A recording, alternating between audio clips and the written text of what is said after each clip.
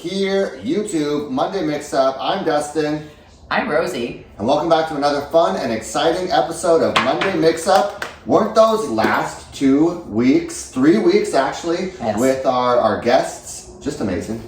You know, it's so nice to see different energy, to feel different energy and just hear what people have to say, and it really does validate what we feel. Yeah. Because they're feeling the same thing. I just like having the guests because it gives us an opportunity to kind of, talk shop and have people get on our channel and project and the comments that we get. And the crying. So nice. Oh, sorry. Crying. That was so great.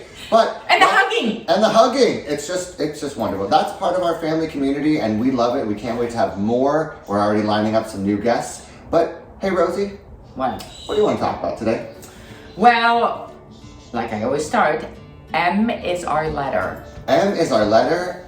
Monday Mix-Ups. A to Z acting. We're at letter M, and M is for Monologue. monologues. Your favorite, my favorite, your favorite too? Yes, because I've been doing a whole lot more Yeah. of commercial acting, and I did my first theater piece last week. And Billy. yes, and before you get into your whole bunch of monologue information, Yeah.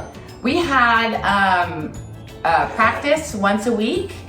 So it was on Zoom. Yep. It was for the readings, and it helped. But I'll tell you, being in person a couple hours before the show went on, Yeah. just to feel the energy from the other actors and to kind of get to know them on a personal level, Yeah. really, really helped my monologue, because all of a sudden it just clicked. Yeah. When you make monologues a personal objective, when you kind of personalize it, it makes them more feel natural. So Yes. when do you find that you use monologues? Or can you explain to me what you think about monologues? Tell me about monologues. Well, monologues are just a big piece of memorization to me. Okay. And it has a meaning, obviously, so it needs to have a title. And if it's a monologue or if it's something part of a production piece, like a theater piece or some sort of commercial, for me, I really have to think about something to refer it to. Okay. And this is how I memorize it. Okay, tell me. And then I put myself into that character. Yes. And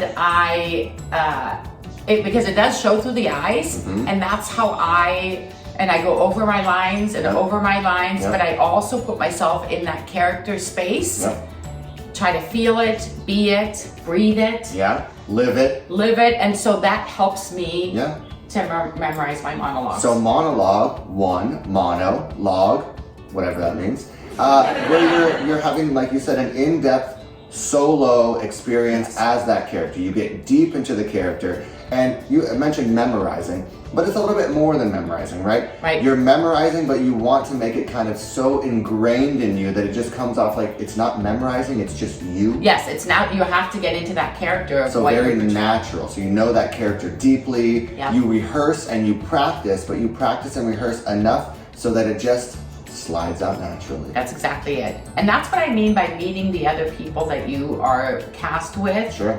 Because you can feel it's this in-person energy. Yeah. When you have another person, like I did an audition up in Petaluma on Sunday, and it was so nice to do an in-person audition with 4 or 5 people in the room, with the camera, with the whole 9 yards, with another person, because you really feel that energy. And we had a discussion ahead of time where we learned a little bit more about each other, so you can really humanize that other person because you're really having a human interaction. So that really helps. So you need to find the shifts and the beats in your monologue so that it doesn't come off as choppy or like you've rehearsed it and it's so like regimented, but that you can slide in and out of the moments and it feels natural. Nice pauses, breaks. I often heard that before you start a monologue, you really want to start in your mind as if you're hearing a question and then responding to the question. So it really like clicks. The audience or whoever's watching your monologue can see that the wheels turning in your mind before you just start going into something.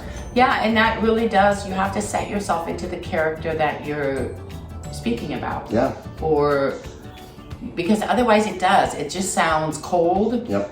And it just sounds like you're reading it. Yeah. You never want to make it sound like you're reading it. You do want to have that feeling. Yeah. I always remember that whatever you're feeling comes through the eyes, and I remember that for camera. Okay.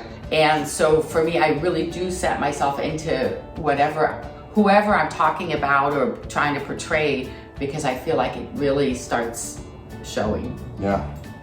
But you're right, as if you are asked a question Yep. and then you answer. Yeah, and so that it just kind of like sets the tone, and it's not just like camera and then boom. You're just that pause, those little bit of moments, those breaks, the human part of it. I have a question. Do you have a monologue rehearsed that if anybody ever asks you to do an audition on the spot, you could actually do that? No, that's a great question, and I think I Yeah. kind of should. There was a time where I had that grand speech from Independence Day where, you know, the president is talking about like the world's about to be invaded and we have to like buckle down and this and that. So I might want to rehearse that one because it's kind of fun and I used to do it. But what I do you? No, but I am thinking that I would want to have something like that too. Yeah. Even if it's just a short piece so that somebody can see you in action. Yeah, that's true. Yeah. I was reading the other day in an article, and one of these new things that's coming up that casting directors like, and maybe it was more in the singing realm, but to have a kind of a book that lists the 5 or so songs that you're just ready to go on. So that the casting can have, oh, we'd like to hear you sing this one. And it's ready to go. So maybe with monologues, if you had 4 or 5, so you can give them options. Yes. And you had them ready, but it gives the audience or the casting director or the person who's interested in hearing it choice. And everybody wants to have choices. So, yeah. And you know where I would probably, my wheels were spinning as he's talking, because I'm always like on the next step. I don't know what it is. Maybe I have undiagnosed You're ADHD. you're like a hamster.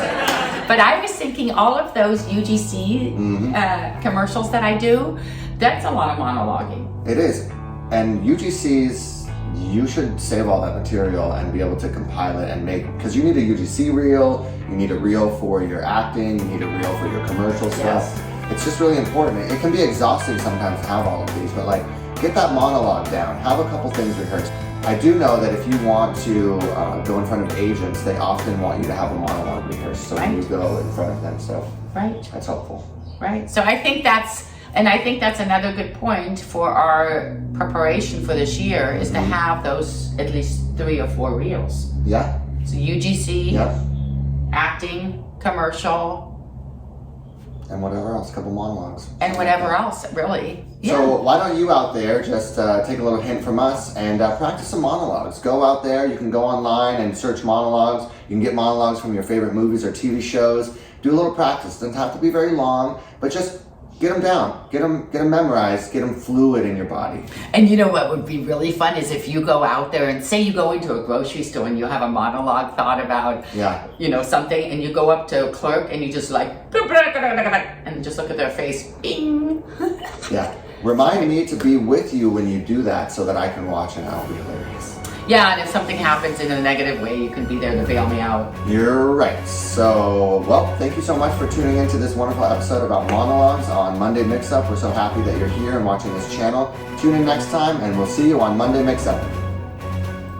Bye.